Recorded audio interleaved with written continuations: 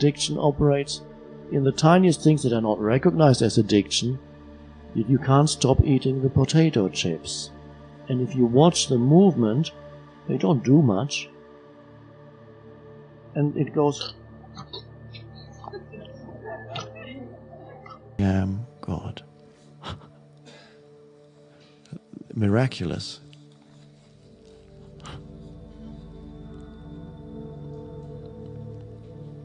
So those are advanced prayers and powerful. They put you in touch. Be still and know that I am God is one of the most powerful and beautiful pointers to the truth. And one of those rare ones that uses language without taking you into duality.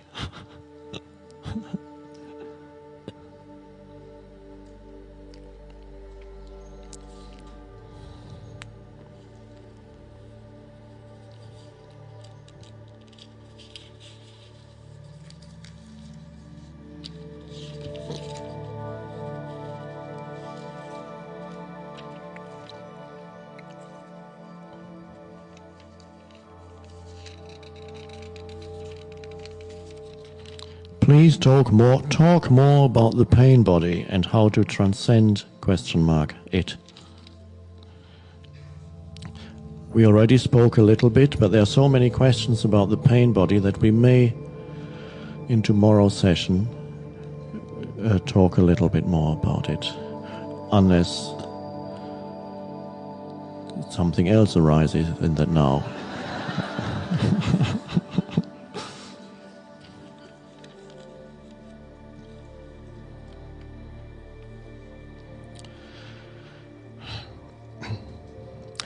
Last one, perhaps, because they're cutting off the satellite dish.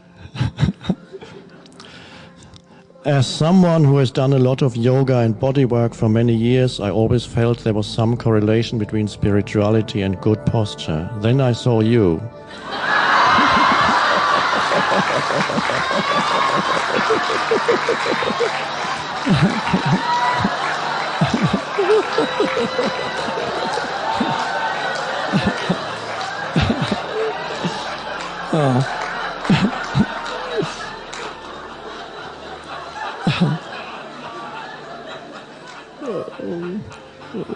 What a shock.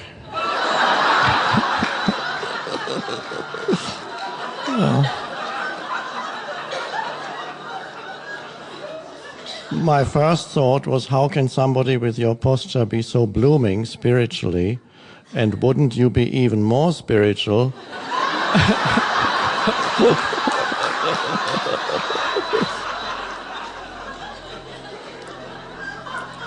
if you did some corrective body work?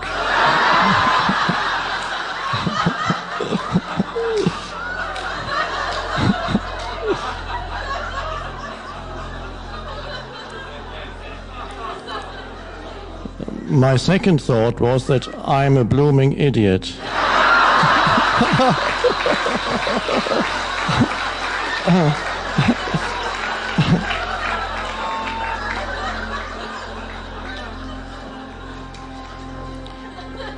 And can you tell us how you experience the body and if it ever feels like an impediment to you?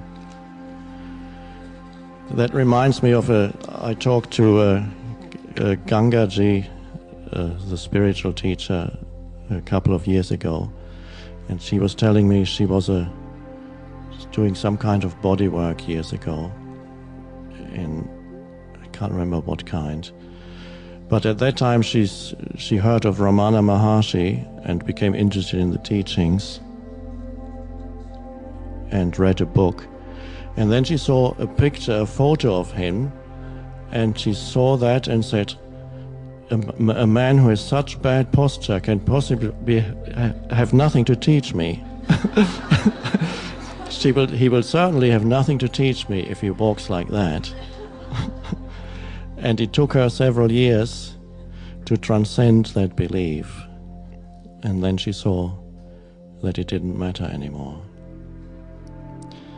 Sometimes if the body has gone through a lot of suffering, either physical suffering or psychological suffering, it leaves traces in the body, in the very bones of the body. It leaves traces. In some cases it's in the face. I knew one spiritual teacher, I won't say who said, "Look at my face. I always look unhappy. Even when I'm happy, I look unhappy. And that is because I've been unhappy. I was unhappy for so many years." He only looked unhappy if you saw the external features of his face. If you looked more deeply, you could see he wasn't unhappy. But you could see the lines in his face that showed that were the traces left behind by unhappiness. But something else was now shining through it, through that, the form that had been affected by the suffering. And that's the same here. People are surprised when I tell them it's very rare that I ever feel any pain in the body. Only 2 years ago I was at Omega, I had a back pain. I don't know what that was to do with. Maybe the events in New York. I don't know, but usually there's no pain, the body feels fine. And it doesn't seem to be a problem at all. And something else shines through it. So the body has fulfilled its function of being an opening for that. Now, I'm not saying that in many other cases body work is a wonderful thing to free emotions that may be stuck there. Even the pain body, it's beautiful. It's not, ultimately, it could happen to anyone at any moment. It could happen to somebody who is totally crippled. And that has happened too. There was a famous enlightened poet, a teacher who hundreds of years ago wrote the Indian scripture called the Ashtavakra Gita. And he is said to have been a cripple, and it didn't matter anymore. That was his suffering, traces left behind by the suffering, and then the body simply became something through which presence shines.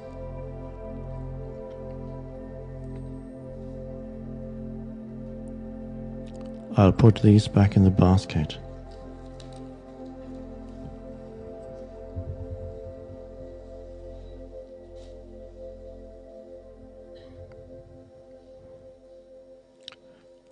I'm sorry, your question hasn't come up yet.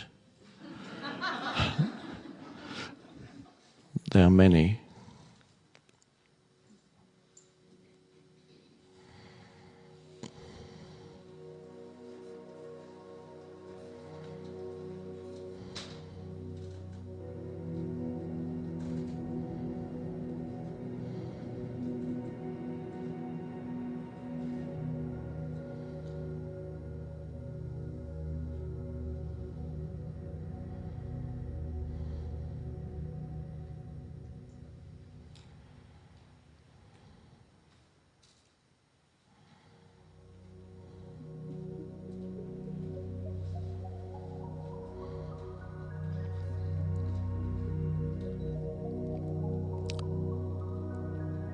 Thank you. Thank you.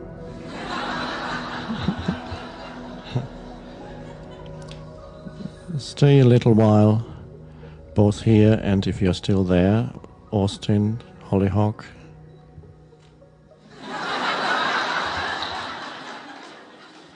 Stay a little while with the empty chair or the empty screen.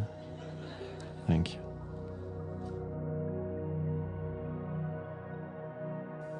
This concludes Lesson 5.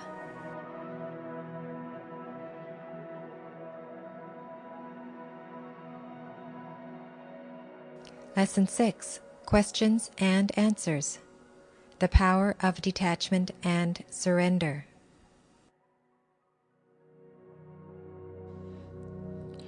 We've had the alarm clock for the first awakening, and now comes the real awakening. For some people at Hollyhock, good morning, that may also be the alarm clock because it's 7 o'clock in the morning there. Austin, I don't know, it's 8 or 9 o'clock there. You may be half awake. Here everybody is fully awake in one sense and perhaps also in another sense of the word.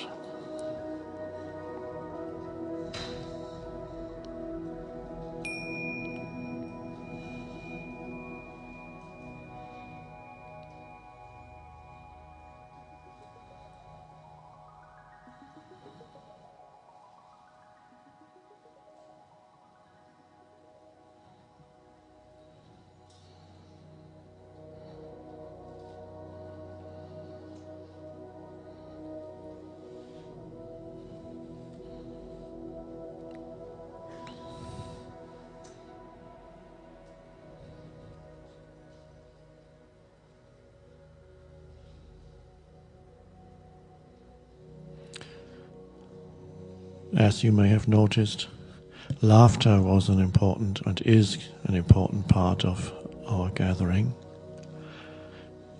It's very liberating, particularly to laugh at the human condition and to laugh at one's own mind patterns, because it implies that you've taken one step back, a retreat, and have seen your own patterns or your own drama that's produced by the mind patterns. And when you recognize drama as drama, it becomes also funny.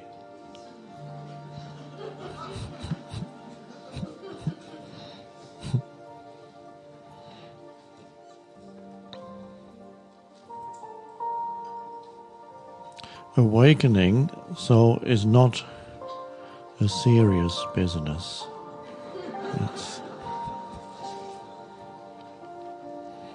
If you make it serious, then you've gone astray somewhere and the mind is trying to do something. Awakening, a synonym for that, of course, is enlightenment. Another beautiful word, which in the English language, as it so happens, implies two things. There's light in there, enlightenment. It implies light, the light of consciousness, the clarity, the awakened consciousness, the clear seeing, and it implies lightness in the sense of lack of heaviness, gravity, weight, which includes seriousness. Because the mind-made me, the egoic self, takes itself very seriously.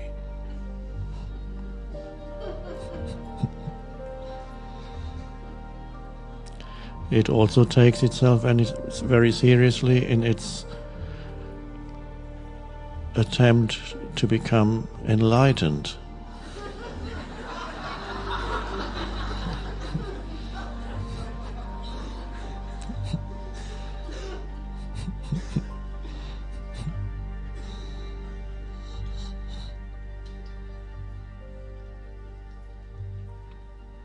So humor, right humor, not egoic humor. Egoic humor also exists. It might be to laugh at somebody else and think, oh, I'm much, by comparison, I am much more intelligent than this silly person.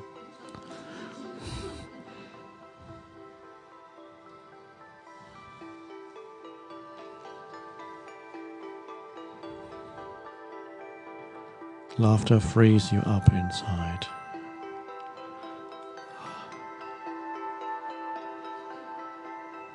And I hadn't realized until I read some of the questions to you. yesterday that every question also seemed to have a funny side. I didn't realize it until everybody started laughing.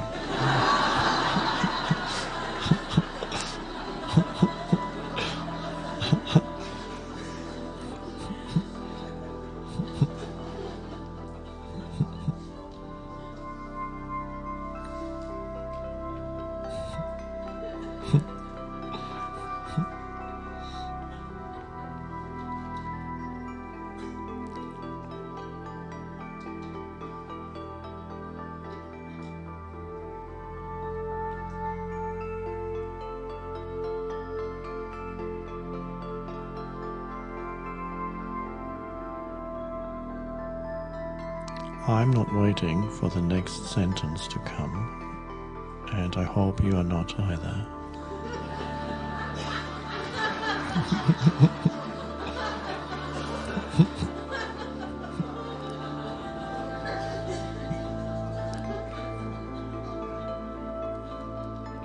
If we were waiting, I would be under stress and you would be impatient.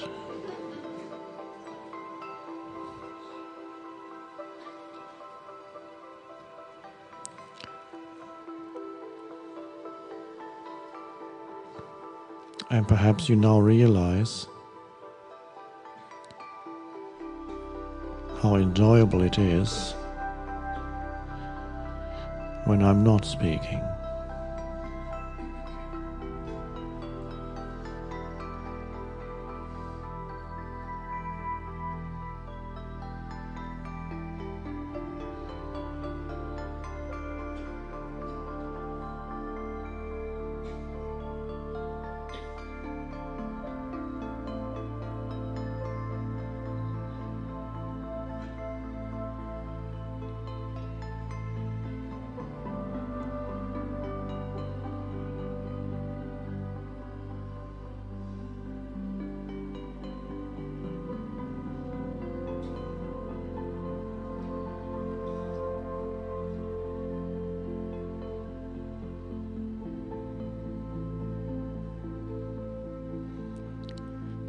We will look at a few more questions, including some questions on the pain body.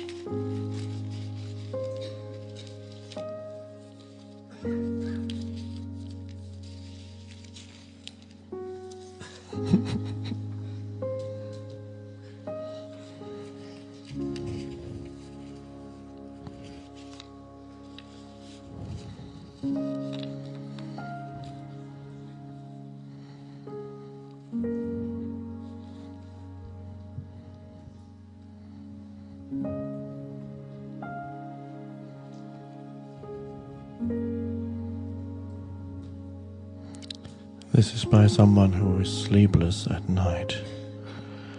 My wife snores.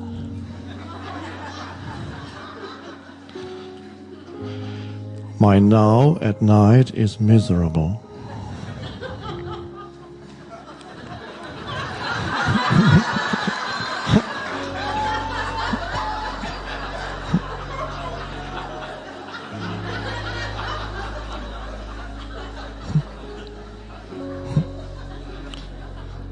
I have tried electronic gadgets and earplugs to no avail. How does one respond and not react? Signed, awake but only at night.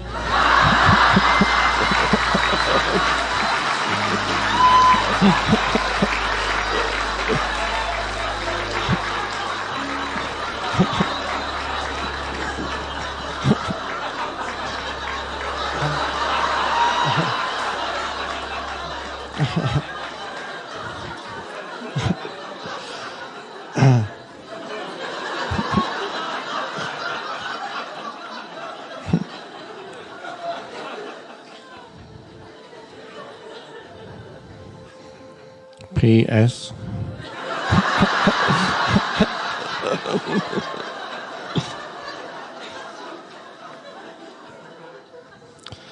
I have tried your cold soup analogy. Sweetheart, would you please stop snoring? It doesn't work.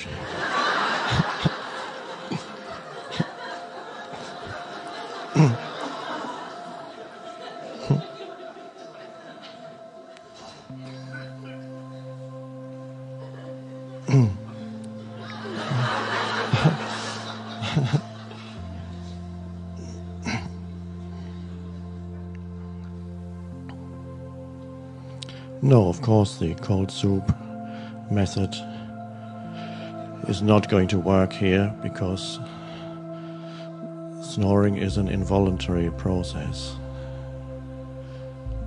It just happens.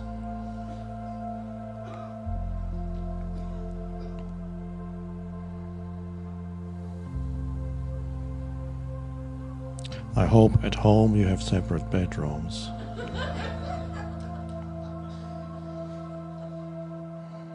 But here, well,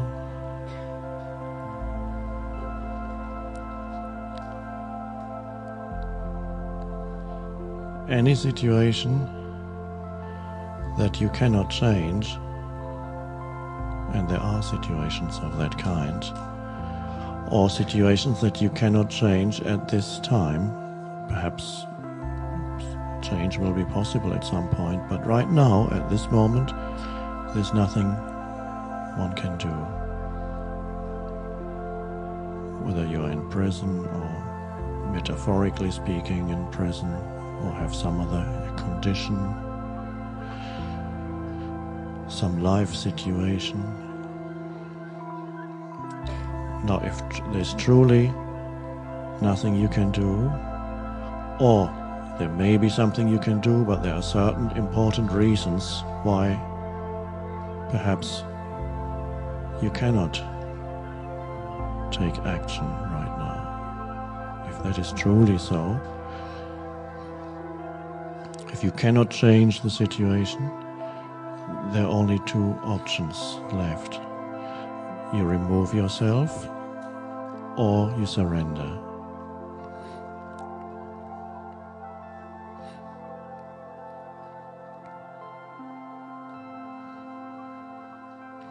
Oh yes, I forgot the third one. You suffer.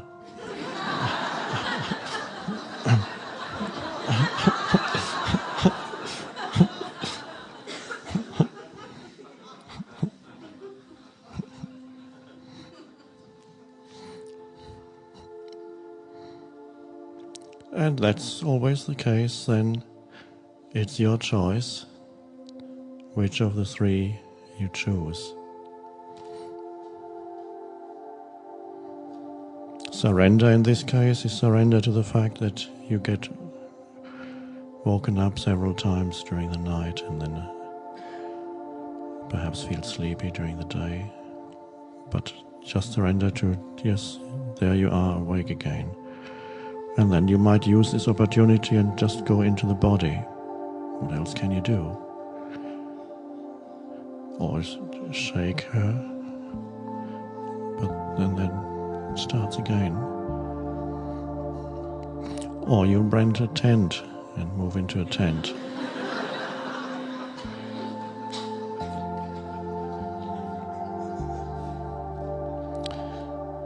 The thing that doesn't work and that which generates suffering is complaining mentally about the situation, about a situation that you can do nothing about right now. Complaining mentally or complaining also to others, anybody who is prepared to listen to you. You can complain about the situation. And if you observe closely, you see that something in you likes that. Something in you feels strengthened by the complaining, and that's the false sense of self. Whenever you complain, it strengthens the false me, because you are right. the complainer is always right.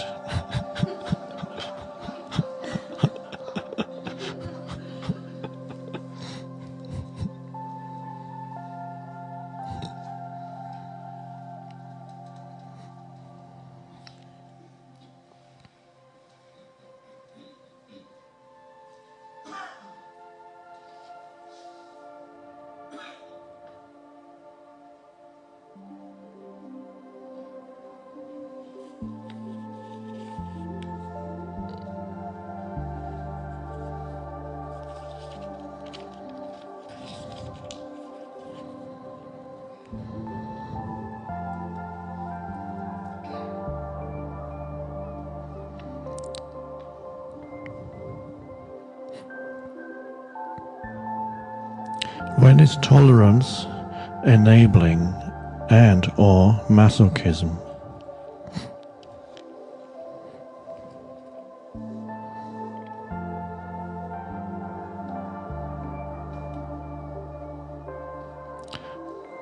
You may remember we talked about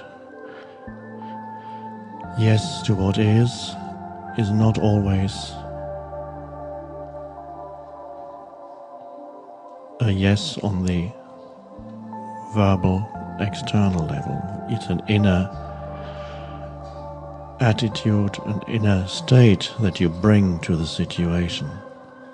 And out of that inner state of openness and alert attention, which goes with the yes to what is, alert attention, which is intelligence, out of that the right response comes for that situation. And the right response for that situation is not necessarily the word yes, or yes, go ahead, yes,